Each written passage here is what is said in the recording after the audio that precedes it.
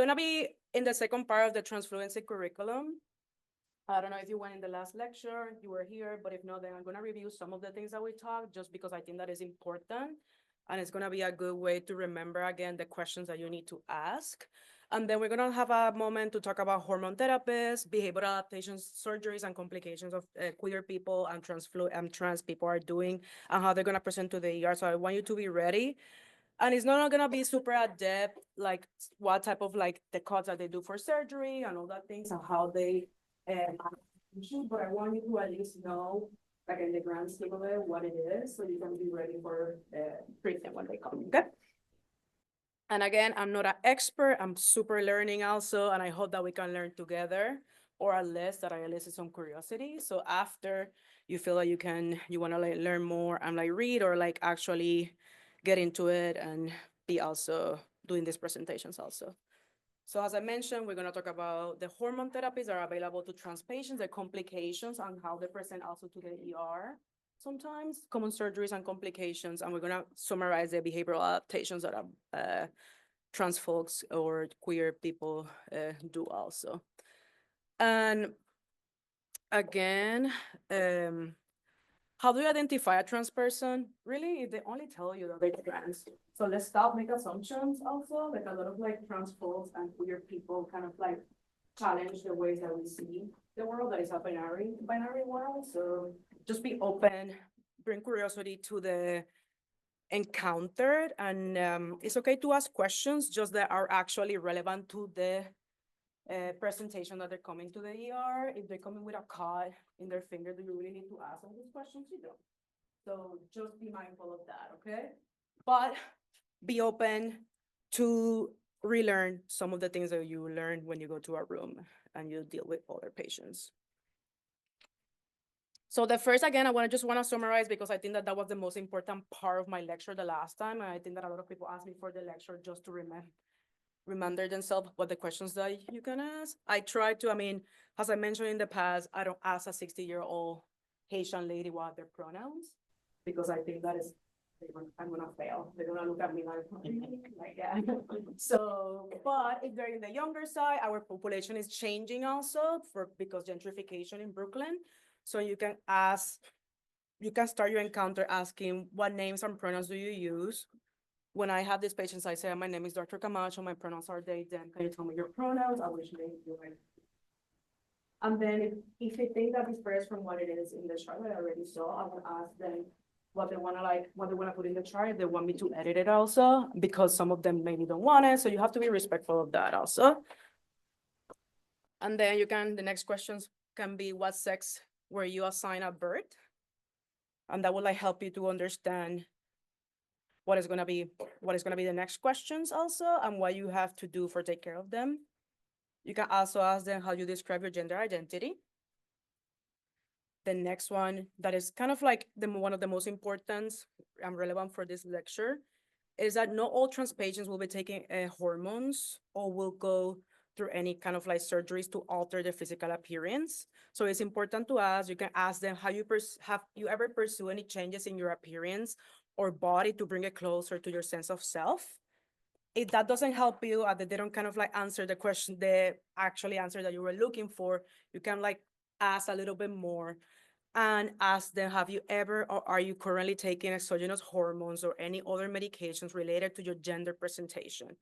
If the answer is yes, be sure to ask them from where they're getting this, okay? There's a lot of people that they're getting the hormones from the black market, they're not clean, and they can have multiple complications. I said it before, but it is important. HAC has a great price center. They're doing really, really good things. It's not easy to find that. So when you put you can put PRI in the AMBU referral, and it's not gonna show up, you have to go to the database. And in the database, you're gonna see a PRI, and then they're gonna make you choose Bellevue, Woodhull. And I talked to some of the patients, they're actually really good. They also have a complete care, also relationship with surgeons, also therapists, also. So there's a social worker. So it's a really good thing. You can also refer them to Callen Lower, but a lot of our patients don't have insurance and they have to pay. And also if it's really good, we should be using it also, that they can get more funded and they don't take it away from the HAC center. And then about surgeries, you can ask them, have you ever had or thought about having any surgeries to align your body with your gender identity? And then if the answer is yes, you can keep moving and ask them what type of surgery, if it's relevant to the presentation that they have this time, okay? I had a question about that. Mhm.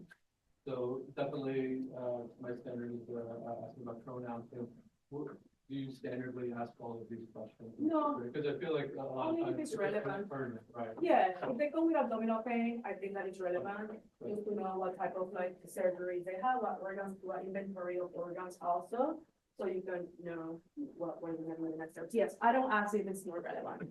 Often running nose. No, I don't even like go through like what medications you're taking. I don't, yeah, I don't do that. I guess I bring up too, that, I mean, in my research in this, it's, usually we take a lot of times, we full medical and medication history.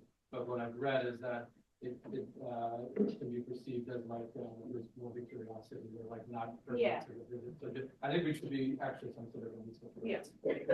Yeah. At least as the pronouns, how they want to be called, just for documentation and to actually fix it in a readout. Okay, and again, no MPF, none of that. Please use trans woman and trans man. And it is important also what sex they were assigned for. Okay, that is the right terminology to write your notes. Okay. And then, so then we're gonna talk about some interventions that gender non-conforming and trans people do. Like including they can do hormone therapies, they can do gender affirming surgery, speech modification, genital talking, genital packing, chest binding. There's many things that people are doing out there for kind of like feel comfortable with their own body and decrease their gender dysphoria. And it is important, if you don't ask, then you're gonna miss. And if you don't know what people are doing also, you're not gonna get there because it's hard. I mean, most of the people maybe will not tell you if you don't ask, okay? I understand, okay? So one of the things that people are doing is talking, and this can come to the ER with abdominal pain. Genital talking is a practice employed by some of the transgender women and gender non-conforming individuals to minimize or hide the contour of their genitals, creating a flatter appearance. It is performed by manually displacing the testicles upward into the inguinal canal and then positioning the sternal genitalia and the skin between the legs and rearward. And then they're gonna apply something like to kind of hold it together. It can be tape, can be a tight underwear, or can be a gap that is kind of a special garment that people buy to use that. And this is gonna help to maintain the positioning. Then this can cause irritation, mechanical damage, urinary reflux also that can at the end will cause UTIs also. And they also can do fertility issues. And they're gonna come with that kind of with a lot of like pain, and then this can also cause in the later kind of like side effects is like orchitis, also can be like prostatitis or cystitis. So ask the right questions in there. As usual, just rule out acute scrotal pain like torsion. Okay.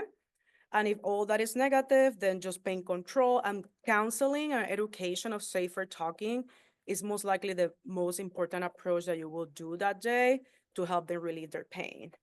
This may include like shorter periods of talking or maybe less tight talking, and have the conversation about, do you want to be referred to a gender affirming center? Do you feel ready for that? And if the answer is yes, please send them again to the price center, because that is at the end will likely will help them the most to relieve their gender dysphoria.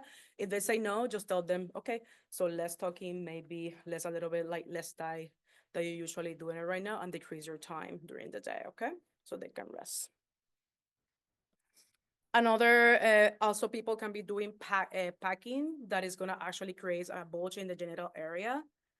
And they can use surgical glue to keep the device in there, or that can be without any glue.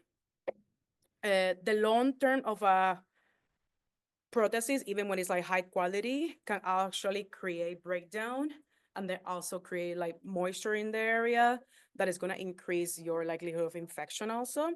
Some of the people are also using stand to pee devices that allow the users to pee when standing.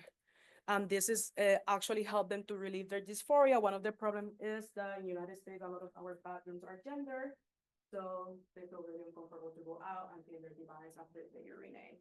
So they can have a higher risk of getting infections also.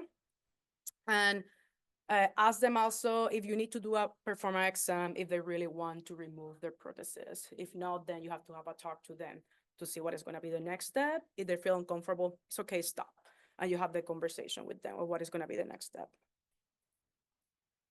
So now we're just going to take a change and we're going to talk about hormones. We're going to start with a case. We have a 35-year-old trans woman that present to the ER with right lower extremity pain for 4 days. She's a chronic smoker. She also used estrogen, 40 milligrams in IM every 2 weeks, and also take spironolactone, 50 milligrams twice a day.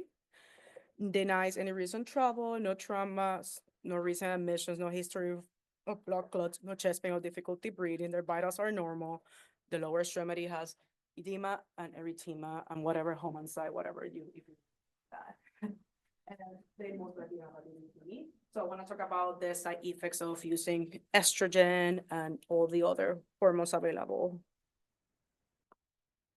So there's several choices, but most of the people will be in a combination of estrogen and anti-androgen medications. That can be estrogen and spironolactone. That is the anti-androgen. They come in the spironolactone is only PO, but estrogen comes in many formulations. So also you can ask them what formulation that you're taking. And that will, some of them, like example, estrogen PO will actually increase your chances of having liver damage. Meanwhile, like IM will likely not. Okay, so just something also important to know.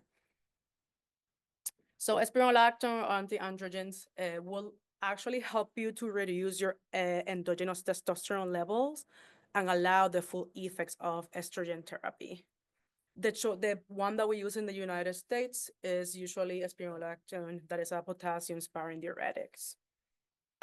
So the side effects of using spironolactone will be hypotension, you're gonna pee a ton, you're gonna feel like that you have sometimes GI upset, and hyperkalemia. And it's important that it's contraindicated in people that have potassium levels higher than 5.5. So if they come for whatever reason and their potassium is high and they're taking spironolactone, you may have to have a talk with them saying that this is gonna be worse, it's gonna get worse. And you should like follow up with your doctor for see if there's any other options. Yeah.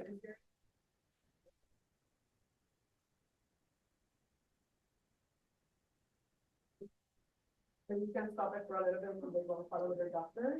So I would just recommend that for them to take a break because it's gonna get worse and put your life at risk. So people will only be taking estrogen also. Some of them are gonna have the combination. There's other options like finasteride and things like that, but most of the people, this is like the combination that they're using. So estrogen, what they do is downregulated, like they're gonadotropin, so it's gonna decrease naturally the levels of testosterone. And what it's gonna do is going to kind of like help you to stimulate breast development. You're gonna have a softened skin also, and it's gonna redistribute the fat in your body. And it's also gonna cause a prostate and testicular atrophy, as well as infertility. And estrogen is gonna be the most common medication that your female identifying trans patients will be taking. So has everything, the side effects also, and I was just thinking about this sounds dumb, like explaining all these things, but then I remember that a lot of our patients come with like weird symptoms, and if you know what is like the effects of the things that they're taking, I think that it's gonna be really good that you can guide them through that process. So one of the most important ones is risk of thromboembolic disease, so blood clots, PEs, DVTs. If they're taking PO and they're having DVTs and PEs, you can actually change into transdermal also. So you can tell them it's lower the risk. So you can tell, hey, you can stop for now, follow with your doctor, and then maybe we can come with a plan of using another formulation, okay? And also it's gonna, it's gonna create like breast tenderness, vomiting, depression, dry skin, brittle nails. You're gonna have headaches, and they're gonna be really, really hungry sometimes, and they're gonna gain weight gain. Also, it's gonna increase your triglycerides, and you can also have hyperprolactinemia. And there's actually some cases that they develop also a prolactinoma. Okay, so they can come with kind of like headaches, like double vision, and you have to be thinking if they're taking estrogen, they can have a tumor in their brain. Okay, in the area. So, as I mentioned, liver damage is one of the also side effects. And then taking estrogen and anti-androgens also reduce some of your amino acids in your brain. So you're gonna also be at risk of more anxiety and depression. So also to be aware. And so most trans men will only be taking testosterone, and usually it can be used as a IM. Also, it can be creams also or patches that they use in their body. Uh, Most of the trans men on testosterone will not ovulate, and therefore there's no menstrual cycle. However, if you're in a lower dose than you actually need in your body, or you're being irregular, you can actually still ovulating, and pregnancy is still in the picture. Okay. So if you have any abdominal pain and they're taking testosterone, you may ask them, are you sexually active if you want to? If no, we're just gonna order pregnancy test just in case. Okay, you don't wanna miss that, especially if they're gonna go to a CAT scan or something. And the effects of testosterone is gonna be increased muscle mass, increased libido, facial and body hair. The skin is gonna be very oily. The fat is gonna be redistributing your body, and you're gonna have mild breast atrophy. After 1 year around, the boys start like getting very deep. You also have clitoromegaly and male pattern hair loss. You're gonna start seeing it. And then side effects are gonna be polycythemia. So if you see you like do the blood and there's like super high levels, you know that is likely because they're taking testosterone.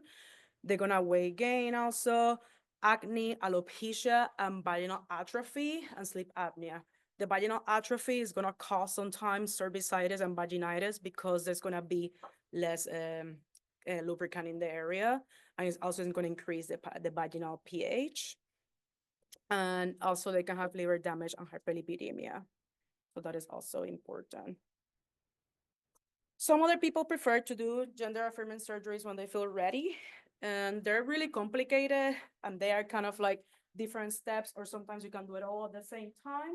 So everything kind of like get together in a vaginoplasty. I know that there was some interest the last time knowing what is a vaginoplasty. It's like a very complicated procedure, but I will try to explain what it is. Okay. So the basic technique is gonna involve inversion of the penile skin. You can also use a colon transplant for create the vaginal lining, or you can use also the penile skin. I have one of my friends is a affirmative surgeon, and she told me that really the gold standard now is only using the penile skin to create the vaginal lining, but there's some centers that still prefer using colon because they think that is more naturally lubricated. And that is important to know because if they come with abdominal pain and they have a colon they have removed, they may also have a SBO. Okay, so you can kind of like ask them what type of vaginoplasty they have. Sometimes they like call it like shallow versus deeper. Usually the deeper ones are gonna have a lining inside that can be done by colon or penile skin. So you know have to ask them. And then gonna use kind of like the scrotal area to the skin to make like skin graft to make up the neovagina area. And then you're also gonna create a urethra. The labials are gonna be created using the scrotal skin, as I mentioned. The testes are gonna be removed, and the clitoris is made from a portion of the glands of the penis. After surgery, they're gonna be on antibiotics, and they're gonna put like a big kind of packing in the area that they're gonna be removed after 1 week after the first follow with their surgeons. They're gonna be like douching in the first few weeks to kind of like get their own like vaginal pH getting better, and then they're gonna be also using dilators every day, larger and larger, so the vaginal ball can be a little bit bigger at the end. And that is also important because they may have pain also. They come to you like saying, I have pain. You have to like ask, are you using your dilators? Are you bleeding? All that things also to understand what is happening. And they're really usually well followed up by their doctors. They are likely the ones that actually send them to the ER, and I hope that they go to the hospital that they got the surgery. But if whatever reason they end up here, it's most likely because their surgeons send them. They usually are gonna call them, okay? And the surgeons are really available to take care of these patients. They want these patients with them, okay? So this is the kind of patient. So whatever they come to the ER, sometimes I know that we think, I'm gonna call the doctor after I manage it. I will actually take a time to call the doctor before I do absolutely anything on these patients, okay? So they're gonna, has everything, it has complications. They're going to come to your ER after. If it's, the surgery was really recently, they still have the bulking dressing in place in the area, even if they're bleeding a lot, like unless they're pouring, I would not remove the bulk dressing if the surgery was 1 week ago, okay? They're there for a reason. So the same thing, call the surgeon, let them know this is what is happening. Can I remove the dressing to see what is happening? If they say no, that's it, kind of where you're done there, okay? So anatomically, transfemoral patients are the same that cis female patients. So the only thing is going to be really hard to likely see what is the vaginal bulb because it's going to be likely really small. So it's almost going to look like an urethra. So just also be aware of that, especially if it's early during the course, okay? And also it's going to be really swollen. So it's not going to be, you're not going to be likely able to distinguish that. And one of the most common complications is going to be like voiding function. So they're going to come with difficulty urinating because urethra is irritated, likely after like surgery. Also rule out the classic things like STDs and UA. And if they're coming with retention, and it's like acute retention, it's most likely due to inflammation and irritation of the area, and they're in a lot of pain, and you are unable to see what is urethra. Also, I think that I would never gonna put a catheter. And whatever you are in the middle of nowhere, because in Brooklyn and New York City is so easy. We think that everything is far now, everything is so close. Like likely is NYU's, I don't know how many miles, like 8 miles, that is so close. But if you're in the middle of like nowhere, and then a lot of pain or your abdomen is really distended, think about putting a suprapubic catheter, okay? And it's okay, if you don't have a suprapubic catheter, use a central line, okay?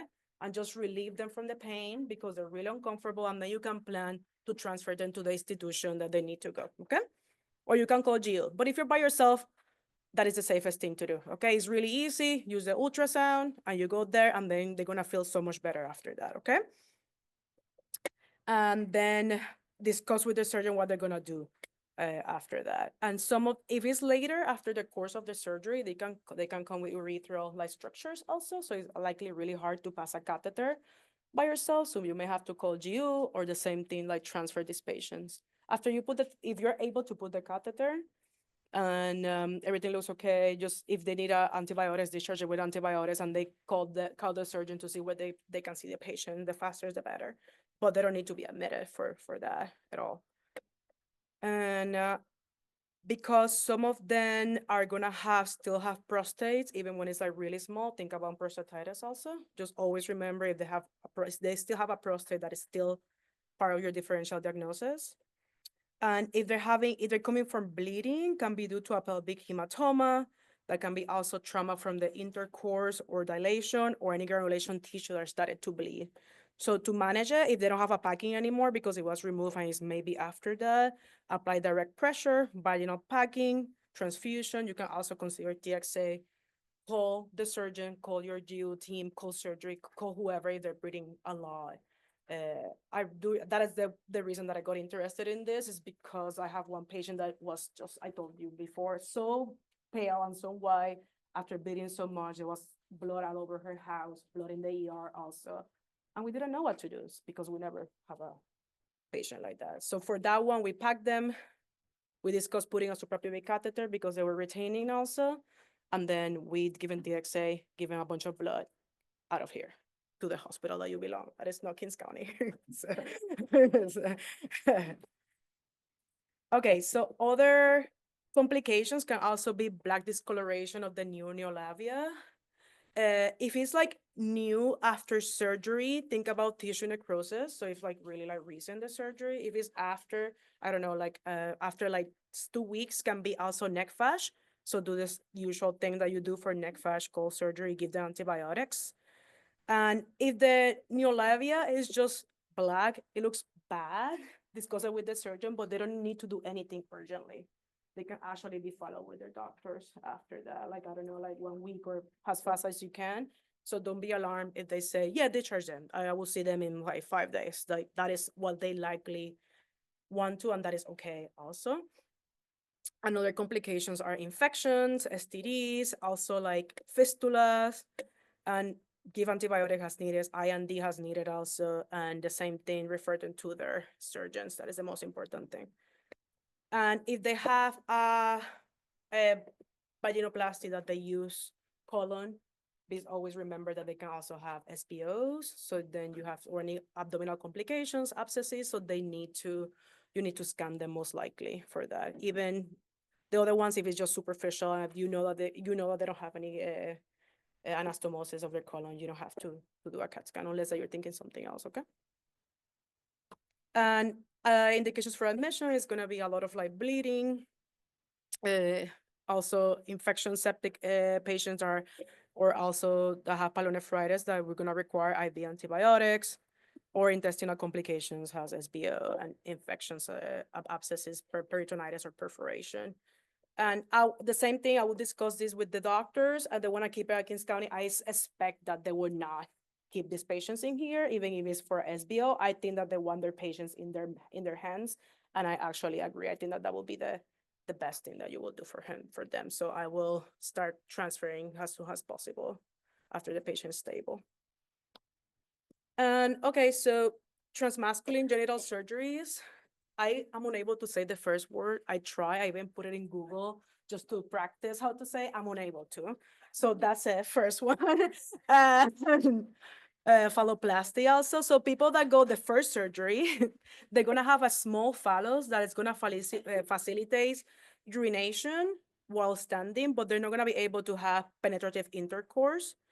Some of the patients will likely after that gonna have a phalloplasty and they're gonna have a stage erection or testicular prothesis after that. And the donor, they're gonna have like flaps from the lower extremities, can be also upper arms also. And after the surgery, they're gonna like be discharged with a suprapubic catheter for 4 weeks until all the surgery heals. And they're gonna be encouraged to not have sex until 3 months after the surgery. And the same thing, they're always in close communication with their doctors. And this is how actually kind of like will look. I try to explain it really easily.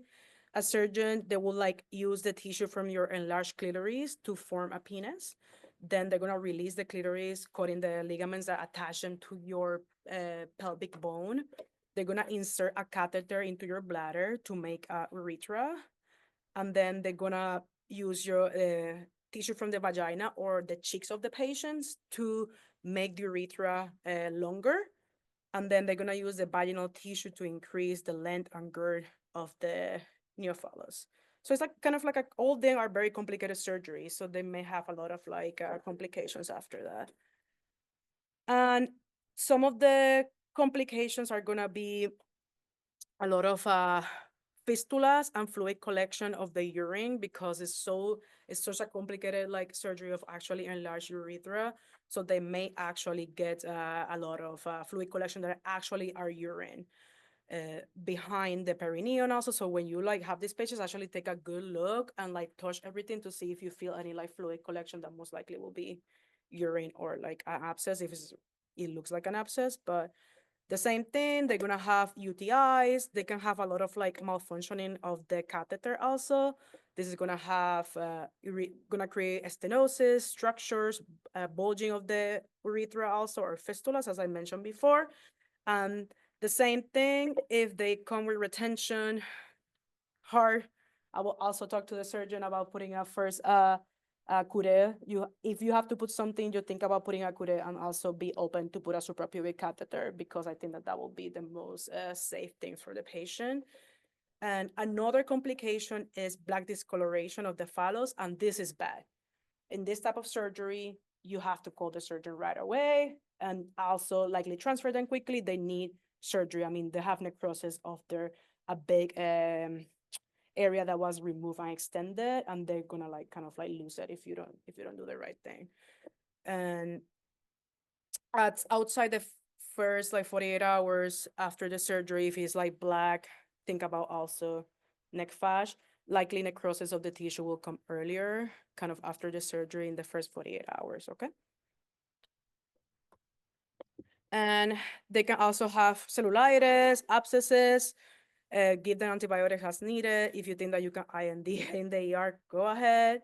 I will be really careful. Another presentation can be due to prosthesis complications that can be erosion. So you can start seeing the prosthesis that they put out coming out or getting really infected.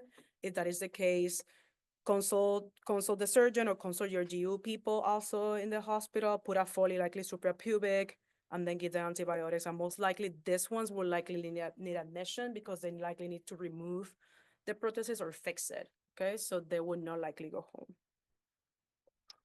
And then indications for admission, flap necrosis, they need to fix that immediately if you're septic. Also, if you have retention secondary to that your prosthesis is not working and is eroding from the skin, they need to remove that. So they need to come to the hospital for that, okay?